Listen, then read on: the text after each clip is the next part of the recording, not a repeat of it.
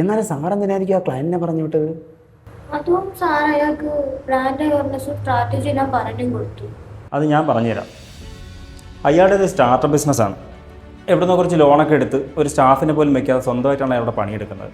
ആരൊക്കെ പറഞ്ഞത് കേട്ടും സ്വയം കുറച്ച് മനസ്സിലാക്കിയൊക്കെയാണ് ഡിജിറ്റൽ മാർക്കറ്റിങ്ങിന് വേണ്ടി ഞങ്ങളെടുത്ത് വന്നത്. അയാളുടെ ബിസിനസ് ഞാൻ അനലൈസ് ചെയ്ത് നോക്കിയായിരുന്നു. മിനിമം 3-4 മാസം റൺ ചെയ്യാനുള്ളൊരു ബേസിക് ബാക്കപ്പാണ് അയാൾക്കുള്ളത്.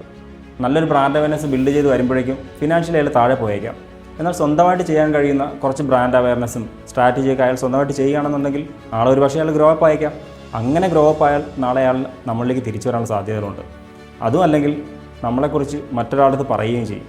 ഇനി അയാൾ ഫ്ലോപ്പായി പോയാലോ ആ ബിസിനസ് എന്നേക്കുമായി നിൽക്കുകയും ചെയ്യും.